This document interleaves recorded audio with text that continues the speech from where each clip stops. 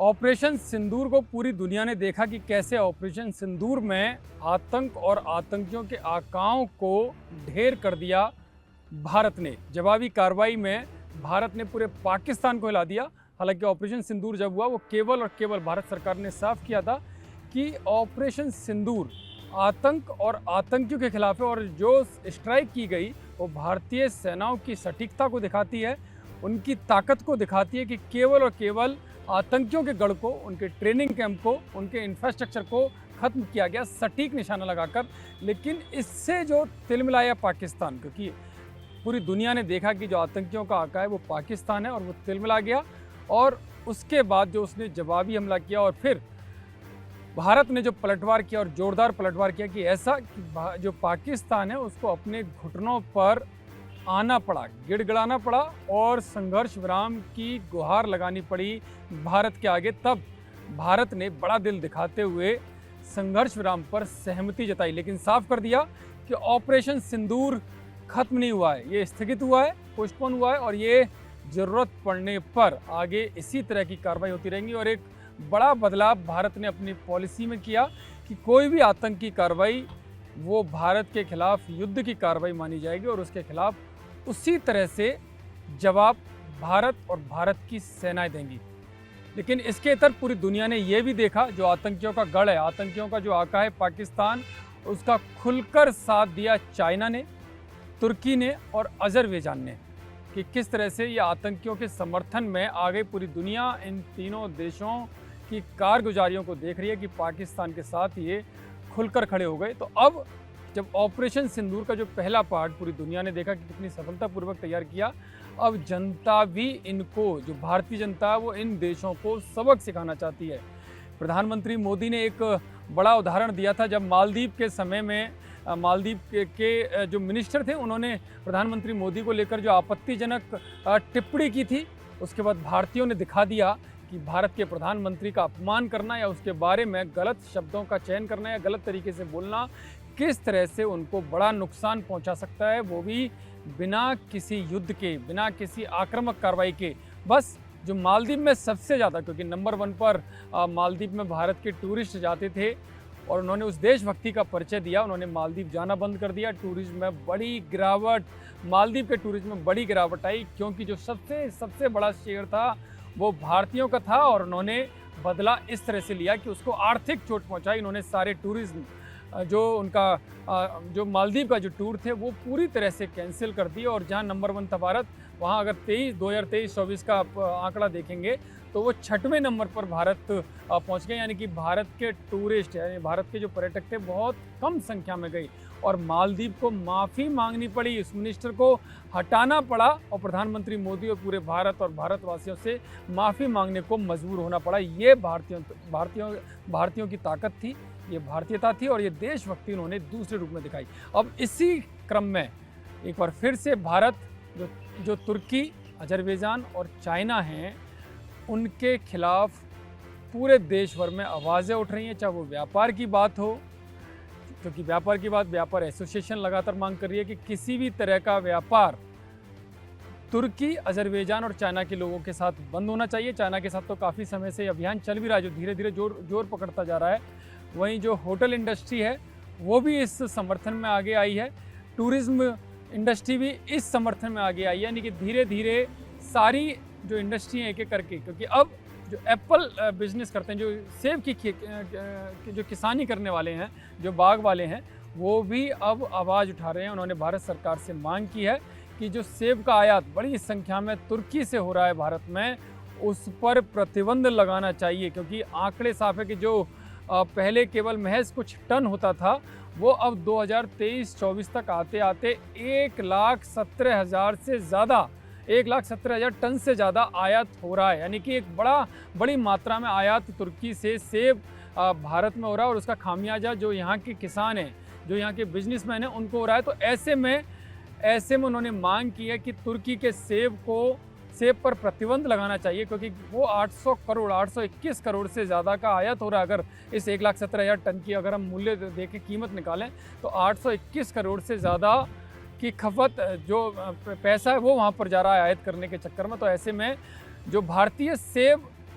के किसान हैं, सेब उगाने वाले किसान हैं, वो उन्होंने भारत सरकार से मांग की है। वहीं जो कैट जो व्यापारियों की जो संस्था है, उसने भी भारत सरकार से तो मांग की है, उन्होंने पूरे भारतवासियों से, खासकर व्यापारियों से मांग की है कि वो इन देशों का जो भी सामान है उसको ना खरीदें, उसका बहिष्कार करें। क्योंकि अगर आंकड़ों की बात करेंगे तो काफ़ी बड़ा आंकड़ा है जो क्योंकि भारत बड़ा देश है, बड़ी पॉपुलेशन है, तो ऐसे में जो इन देशों के जो प्रोडक्ट हैं वो बड़ी संख्या में यहाँ पर लोग यूज करते हैं। तो ऐसे में अगर बात करें तो जो कैट ने अपील की है कि जो 2024 में अगर कुल विदेशी आगमन था, अगर केवल अजरबैजान में जो भारतीय पर्यटक हैं उनका जिक्र किया है कि 2.6 मिलियन पर्यटक अगर कुल था, तो उसमें से करीबन 2.5 से 3 लाख के आसपास भारतीय पर्यटक था। और भारतीय पर्यटक पर अगर $276 प्रति पर्यटक खर्च, अगर एक अनुमान मान लें, तो इस लिहाज से $308 से ज़्यादा जो 308 मिलियन डॉलर से ज़्यादा अजरबैजान में होता है। और इस लिहाज से देखें, अगर भारतीय पर्यटक वहाँ पर नहीं जाएंगे तो एक बड़ा नुकसान अजरबैजान का होगा। और इसी तरह से तुर्की का भी जो आंकड़े निकाले हैं, तो $291 मिलियन भारतीय पर्यटकों से प्रति वर्ष, जो 2024 का आंकड़ा है, तो 2024 में $291 मिलियन का निवेश भारतीय पर्यटकों के माध्यम से तुर्की में हो रहा है। तो वो एक बड़ा नुकसान होगा, क्योंकि अगर इस दृष्टि से देखें तो जो तुर्की के जो लोग हैं, जो तुर्की में जो पर्यटक जाते हैं वो बड़ी संख्या में जाते हैं। अगर वहाँ पर भारतीय पर्यटक नहीं जाएंगे तो एक बड़ा नुकसान तुर्की को हो सकता है। और ऐसे में 50 से 60% जो अनुमान लगाया जा रहा है, 50 से 60% की गिरावट इन देशों के जो टूरिज्म फील्ड है, केवल टूरिज्म फील्ड में जो होटल हैं, रेस्टोरेंट हैं, या इस तरह से इससे संबंधित जो टैक्सी हैं, उस टूर ऑपरेटर्स वालों को उनके जो बिजनेस हैं उसमें एक बड़ी गिरावट आ सकती है। और जो आंकड़े हैं, इसके अलावा जो इंडियन चैम्बर्स ऑफ कॉमर्स की जो टूरिज्म कमेटी है, उसने जो बहिष्कार का आकलन किया है वो है कि 50 से 60% का नुकसान इन देशों को हो सकता है अगर ये अपील उनकी काम कर जाती है। इसके अलावा जो सेब का हो गया, इसके अलावा जो होटल एसोसिएशन है, खासकर दिल्ली पहाड़गंज की, उसने बड़ा ऐलान कर दिया है, उसने खुद ही स्वतः संज्ञान लिया है कि जो इन देशों के, जिन्होंने पाकिस्तान का साथ दिया, उन देशों के जो भी टूरिस्ट आएंगे, जो भी कस्टमर आएंगे, उनको वो अपने यहाँ होटल रूम पर, जो होटल के रूम है वो रूम नहीं देंगे, यानी कि वो अपने होटल में उनको नहीं रुकने देंगे। ये एक देशभक्ति है जो लोगों में उमड़ रही है। वो हर फील्ड में अपने हिसाब से घोषणा कर रहे हैं, अपने हिसाब से आंदोलन, जो मूवमेंट है वो चला रहे हैं, अपील कर रहे हैं लोगों से कि इन देशों के लोगों का, या इन देशों के जो व्यापारी हैं, इन देशों के जो बिजनेस हैं, या इन देशों के जो प्रोडक्ट्स हैं, उनका बहिष्कार किया जाए और देशभक्ति की मिसाल पूरे विश्व में खड़ी की जाए कि अगर भारत के खिलाफ कोई भी देश आएगा, कोई भी देश हो, तो भारतीय उसका बहिष्कार करेंगे, उसका आर्थिक तौर पर, क्योंकि ज़रूरी नहीं है कि युद्ध ही हर किसी से लड़ाया जाए, ज़रूरी नहीं है कि कोई आक्रामक कार्रवाई उनके साथ हो, तो एक बड़ा, क्योंकि अगर किसी देश को चोट पहुंचानी है तो उसका आर्थिक बहिष्कार, उसके प्रोडक्ट्स का आर्थिक बहिष्कार कर देना चाहिए। मालदीव सबसे बड़ा उदाहरण है। और ख़ासकर तुर्की को लेकर तो वैसे भी लोग काफ़ी गुस्से में, क्योंकि तुर्की में जब भूकंप आया था, तुर्की और सीरिया में, तो प्रधानमंत्री मोदी सबसे पहले, पूरे विश्व में सबसे पहले नेता थे जो तुर्की के सहायता के लिए खड़े हुए। उन्होंने भारत का खजाना खोल दिया तुर्की की सहायता के लिए, एनडीआरएफ की टीम वहां पर भेजी, इसके अलावा लाखों करोड़ों डॉलर वहां पर भिजवाए, बहुत बड़ी संख्या में जो राशन सामग्री थी वो वहां पर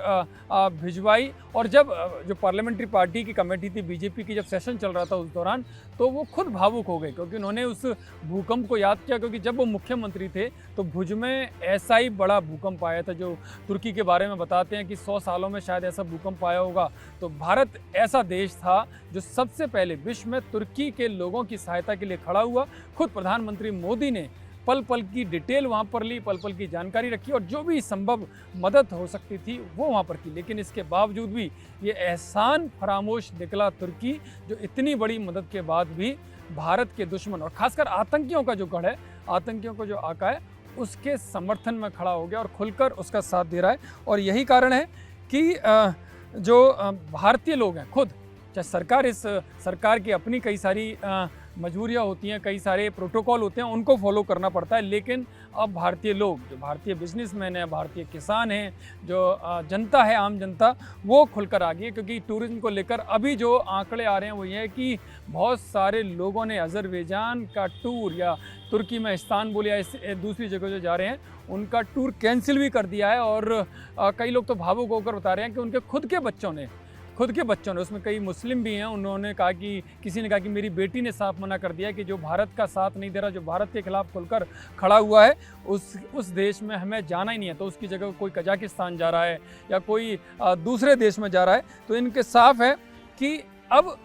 जो युद्ध का मोर्चा है वो दूसरे मोर्चे में तब्दील होता हुआ दिखाई दे रहा है। और इसी वजह से तमाम टूर कैंसिल भारतीय लोगों के द्वारा किए जा रहे हैं। और होटल एसोसिएशन हो, जो मैंने बताया, चाहे सेब के किसान हो, चाहे वो टूरिज़्म का फील्ड हो, चाहे वो बिज़नेस का फील्ड हो, ये सारे लोग एक एक करके तुर्की, अज़रबैजान और जो चाइना है उसके खिलाफ कंधे से कंधा मिलाकर खड़े हो रहे हैं। क्योंकि साफ मैसेज है कि भारत के खिलाफ कोई भी हो, जो भी पाकिस्तान का साथ देगा, जो पाकिस्तान भारत में आतंकी गतिविधियां करता है, जो निर्दोष लोगों को मारता है, ऑपरेशन सिंदूर तो एक आगाज़ है। आने वाले समय में ज़रूरी नहीं कि युद्ध हो, वो दूसरे मोर्चों से भी इन देशों को, जो उनके मददगार हैं, उनको परास्त करने में कोई भी कोर कसर नहीं छोड़ेंगे। उनको किस तरह से नुकसान पहुंचाया जा सकता है, ये भी एक कड़ी है।